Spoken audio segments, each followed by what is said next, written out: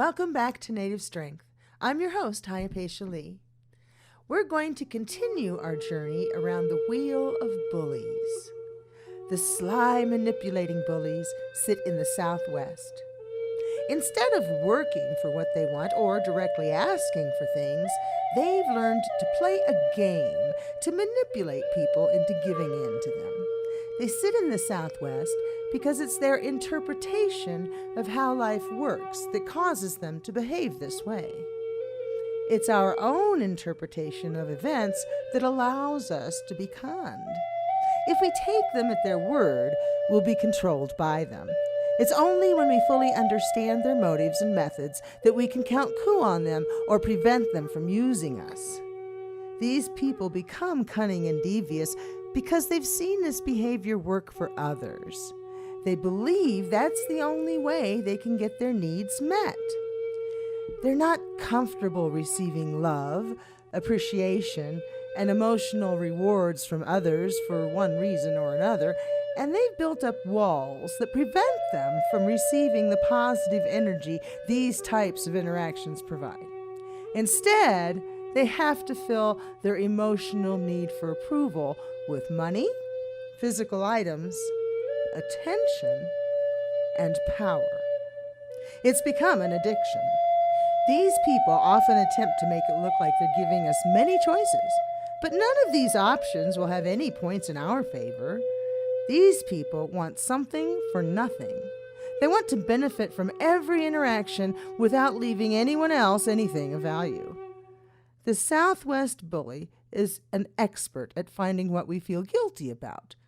They'll find a way to use our guilt to manipulate us. They're hoping we'll be so unaware of our guilt that we won't notice it's being used against us. This is just another example of why it's imperative to know ourselves. For example, there are many people who feel bad that others don't have enough to eat, particularly families with children. A common con played out in parking lots and gas stations across the United States involves pulling on these heartstrings. A man with a broken car engine belt approaches with a story of how he and his family are homeless and on their way to a promising job where they'll be able to start a new life. The kids are hungry, and all they need is a few dollars for a new belt and some money to feed the kids. It sounds good. Any decent human being would want to help, and that's what this person is counting on. Just as the bullies in the South can be placed on a wheel, so can the bullies of the Southwest. The con artist I just described sits in the south of this wheel of bullies on the Southwest, along with misdemeanor criminals. The child who steals from your wallet is a Southwest bully who sits in the south on this wheel because, when confronted, he'll try to use emotions to manipulate us into feeling sorry for him or guilty for accusing him. The minor crimes that the bullies in the south of the Southwest wheel of bullies commit are done because they can't control their emotions. These criminals in the Southwest act this way because they've decided that this is the best way to get their needs met.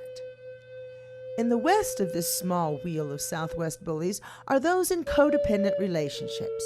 Because they're physically dependent on another, they sit in the direction of the physical world. These people depend on their partner for their very health and well-being. Now, to be clear, these are not actual invalids, the disabled, or those who are in a physical state that would understandably dictate the need for the physical assistance of another. But rather, these are people who simply can't bear to be alone. Instead of coming out and saying they want the other person to spend time with them, they often use manipulation. They use their love to play on the other person's feelings of guilt to get what they want. For example, one person wants the other to go to the store for them. They don't come out and ask, but they hint around about how certain items are needed and how they just don't feel up to going out to get them. They may continue this line of dialogue until the other person offers to go to the store for them. At that point, they've gotten their way.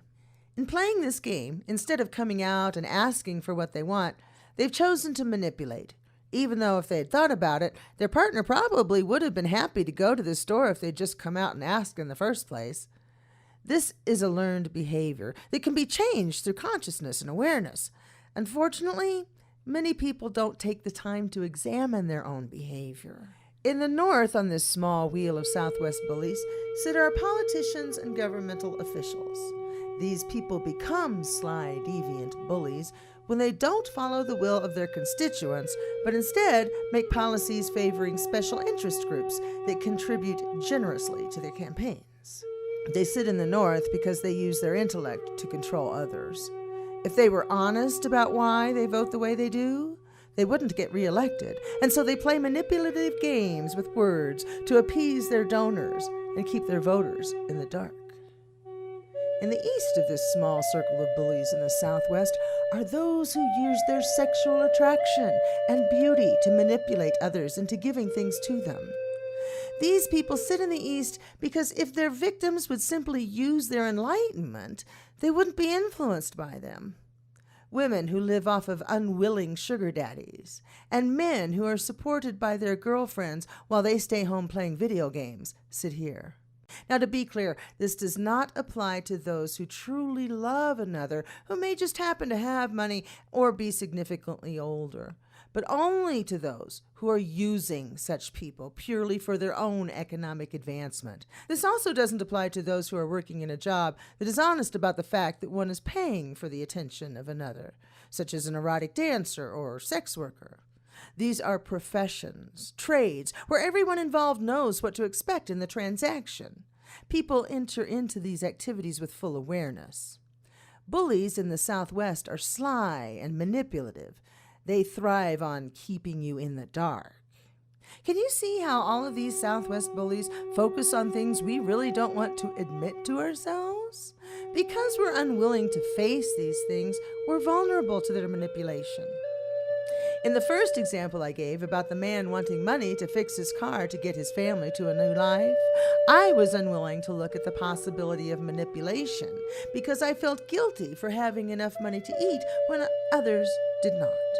It was my guilt that led me immediately to open my wallet to give him money rather than to question the validity of his well-thought-out story. I never saw a wife, kids, or even a car, but I was willing to believe because I know there are those out there who are suffering, and I wanted to help. These bullies know these facts, and they use them to their advantage.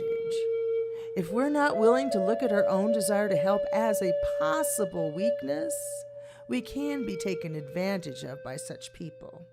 When we're involved in a fantasy or illusion about ourselves or our world, we're open to manipulation by these bullies. The voter who believes everything the politician says is honest and stems from a pure desire to do the right thing is fooling himself.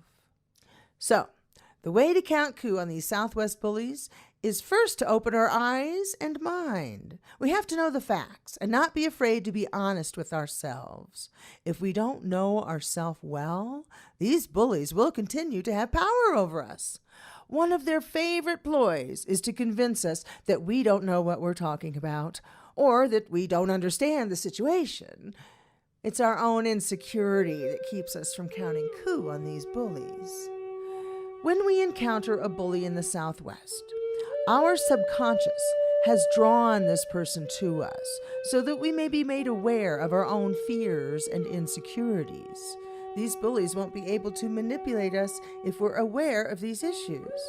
It wasn't until I faced the fact that I felt empathy for those less fortunate that I was able to see that some people might use this to their advantage. When I became aware of this need to ease the suffering of others and how it could be used against me, I started to become more discerning. The key to counting coup on the Southwest bully is to know our own weaknesses first and foremost. Secondly, we must know the truth about any given situation, and the best way to do that is through communication. Whether it's verbal or written, we've got to know the facts. Once the truth has been discovered, then we can decide if it's best to confront our bully or simply walk away. If they have control over our life, such as in the case of a politician, we've got to stand up for what is right and educate others about the facts. When most people think of bullies, they think of the ones that sit in the West. These are the physically brutal and violent bullies. Deep inside, they're very insecure, but they've long ago turned off their emotions and buried their true feelings. They're terrified of being put down, especially in front of others, and, oddly enough, they fear being physically beaten. These bullies themselves were often the childhood victims of other West bullies. Quite a number of them had overbearing fathers who used physical violence to enforce the tyrannical rule. These bullies learned by example. They've decided they'll get their way by any means necessary. They thrive on fear, and if they can make others afraid of them and what they might do, they've won. They really aren't looking for a fight. They're looking for someone to intimidate. People who have poor self-esteem are easily manipulated by these bullies. That's because they already feel like they've been given a raw deal in life and expect to be mistreated, so they're more likely to go along with this type of behavior. It's no surprise to them, and so they readily assume the victim role they're so familiar with. When dealing with this type of bully, it's very important to keep in mind that they have no limits or boundaries. They'll resort to any means necessary to impose their will on others. Those of us who abhor violence and will do anything to avoid it have a tendency to stay in denial about these types of bullies. For example, a woman who's been beaten by her husband and calls her best friend for help only to be told he probably didn't mean it and that she'll be all right in the morning has sought help from such a person. They have never matured emotionally to the point where they're able to face reality. This is not only crippling to one's evolution, but is also very dangerous. People who stay in denial and make excuses for the behavior of a loved one end up murdered by them every day. This doesn't mean that one should embrace violence, but rather that one should be prepared to take any step necessary to protect themselves from such a predator. Love is blind and can cause us to ignore obvious signs in hopes that we really aren't seeing the abuse that our inner elders know we are. Many people cling to the false belief that they can change these people. No one can change another unless that person wants to change. Severing all ties and moving to another state may be necessary in order to save yourself from a bully who sits in the West. The bullies of the West can also be put on a wheel, and the sociopaths sit in the south of this West wheel of bullies. They make a habit of being cruel to those weaker than themselves, and they thrive when they are feared. Because they have no true self-esteem, they've confused the fear they cause others with true power. This makes them feel better about themselves. The problem is, this feeling never lasts long, and so they need to frequently feed off the fear of others to meet their self-esteem needs. Sociopaths sit in the south on the West wheel of bullies because they're ruled by their emotional immaturity. In the west of the West wheel of bullies are those who abuse children and their significant others. This also includes children who abuse their aging parents, other family members, or classmates. These people use the physical violence of the West on their own flesh and blood and peers. This can be seen as a symbolic attack on a physical representation of themselves, which is a result of the fact they actually fear themselves. They're afraid of what they may be capable of. Just as they fear such abuse by others, they wield it vicariously as a way of punishing themselves. Their actions have the effect of cutting themselves off from the very people who love them the most. In the north of the West wheel of bullies are felony criminals and particularly sex criminals. These people use the mind to stalk and manipulate their prey or plan their crimes. They often design elaborate plans.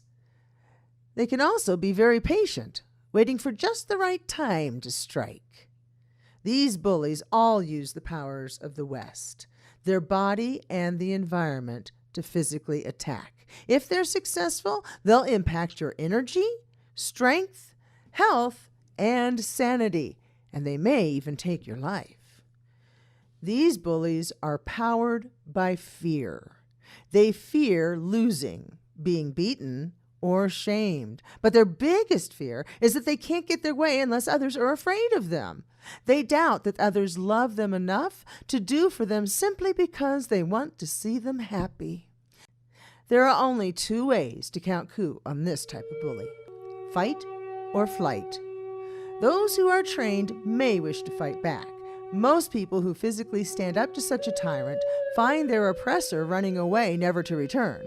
However, that's not always the case. Don't attempt to fight a bully unless fully prepared. A victim of repeated stalking may need to carry a gun for protection, not for confronting this predator on purpose. The safer choice may be to avoid this person, if it's at all possible. An abused spouse may need to involve the police or even flee the state. These are the most brutal and dangerous bullies of all, and the news is filled with horror stories about their actions. When we encounter one of these tormentors, the lesson we need to learn may be how to cut ties and start a new life. Many people tell themselves, "This can't be happening to me," so they deny reality. This bully will force us to break out of this pattern of behavior. We can't simply ignore this type of intimidation and hope it will go away. In the midst of a violent attack, the victim may be forced to reach for the gun and pull the trigger in order to save his or her own life or that of a loved one. Occasionally in life, complacency can only be broken with violence. If we're in a pattern of ignoring an uncomfortable situation, procrastinating on making important, painful decisions, or have grown too comfortable in our stagnation, we may be sent one of these bullies to force us to change our course. The sad, depressed, shaming bully sits in the Northwest. These people feel sorry for themselves. The way they see it, the world has done them a grave disservice. Perhaps it has, in the beginning. But the events they refer to were more often simply results of their actions and could have been anticipated and avoided. They share their heavy heart with us, but may fail to mention what led to their tragedy. They see the entire world as unfair. Their vision of events is as limited as the mouse that can't see beyond his own whiskers. Since they're so centered on their own world, they have a hard time expressing any emotion other than self-pity. This vision is so twisted that it's led them to adhere to rules and laws that are unique to them. What others may see as dishonest, they may decide is perfectly acceptable, as in their mind, others follow the same guidelines. Their view of reality is completely distorted. This bully is born out of extreme insecurity. Since they doubt they're loved or appreciated, they become focused on themselves. They've not matured to the point of being able to find their own self-worth. These people don't feel satisfied with a job well done unless others notice and praise them. Now, to be clear, we all have this basic need for recognition. But a mature individual will be able to internalize approval. When someone relies solely on others for their self-esteem, they tend to become a bully of the Northwest because they need the approval of others so desperately. Their self-doubt is almost never expressed. That would be too painful. Suppressing their insecurity compounds their behavior and creates more depression and stress. This becomes their default setting, so to speak. They forget how to maneuver through life in any other way, and their vision becomes even more narrowly focused. They have an overwhelming need to make us feel just as guilty and as unworthy as they do. To manipulate us, they try to make us feel like we're not giving them the love and attention that they deserve. Not giving in to their wishes reinforces this belief. At the root of this insecurity is an insatiable need for love. This behavior makes us actually question how we feel about them. If it's a spouse or family member, someone we feel as though we should love, this will make us feel guilty. Of course, this was the plan all along. If we feel guilty, we'll give in to the demands of the Northwest Bully. Ironically, the more we feel manipulated by these people, the less respect and affection we'll feel for them. At some point, the plans of the Northwest Bully will backfire. It's easy to feel as though we've not done enough to help others, especially when they're people we love, respect, and admire, as these bullies always are. If they're not, this type of bullying would not be successful. To win approval, respect, or to fulfill a perceived obligation, we succumb to the manipulations of these bullies. After all, we want to do the right thing. We want to feel loved and good about ourselves, too. And so the cycle continues. When we encounter a bully of the Northwest, we'll always lose energy.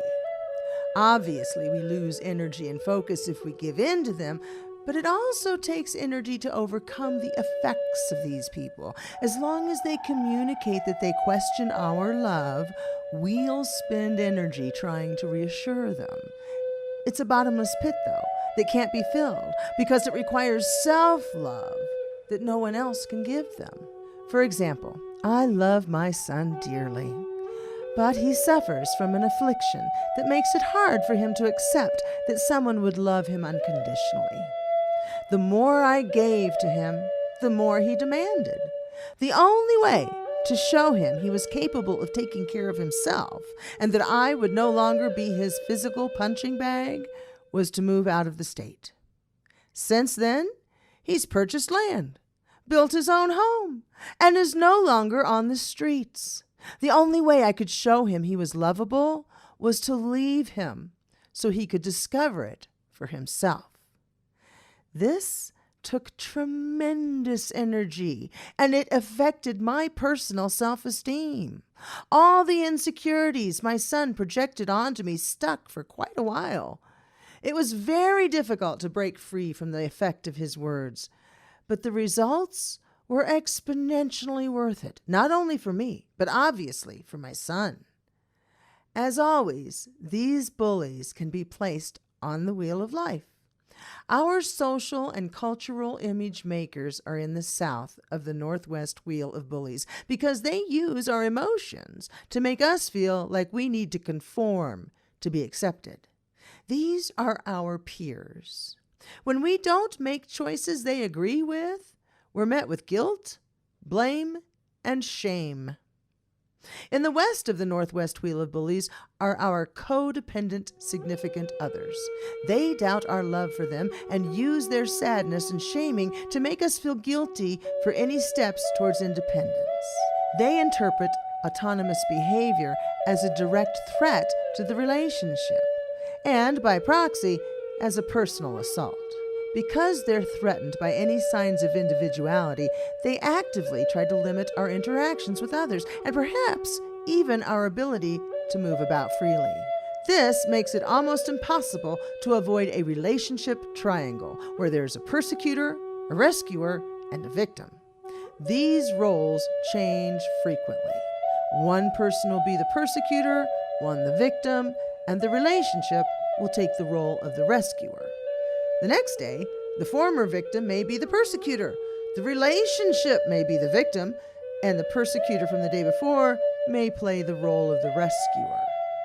Triangles do not roll along down the path like wheels. They struggle to reach a pinnacle, and then they fall awkwardly down on one side. After much effort, they finally rise to a point again where they wobble precariously until they finally come crashing down again.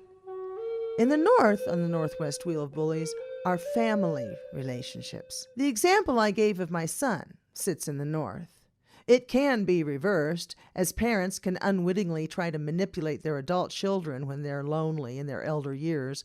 Instead of asking our children to take us on errands, perhaps we could simply go to their house for the day for some companionship. Our religious image maker bullies sit in the east on the Northwest Wheel of Bullies. These are not all religious and spiritual image makers, to be clear, just the ones that try to repress our true spirit. These bullies make us feel guilty for enjoying life to the fullest. They may not mean to, but they douse our children's fire, our burning desire to seek out experiences in life in order to learn and grow. This is the essence of our inner children personas. Forbidding dancing, card playing, women wearing shorts or the color red are all examples of Northwest bullies who sit in the East. These activities have nothing to do with enlightenment. Participating in them obviously doesn't interfere with our communication with the Great Spirit, but those with low self-esteem who no longer enjoy life may force them on us. The key to counting coup on the Northwest bully begins with realizing that we're only vulnerable to this bully when we're not in full communication with our inner personas. When we know our own emotions intimately and are comfortable with them, this bully can't affect us. If we hear ourselves asking, "What did I do wrong?" or feeling like we haven't done enough, this bully is succeeding. One of the best ways to count coup on this bully is to show them a mirror. In other words, we could say, "It sounds like you don't know how loved or appreciated you are."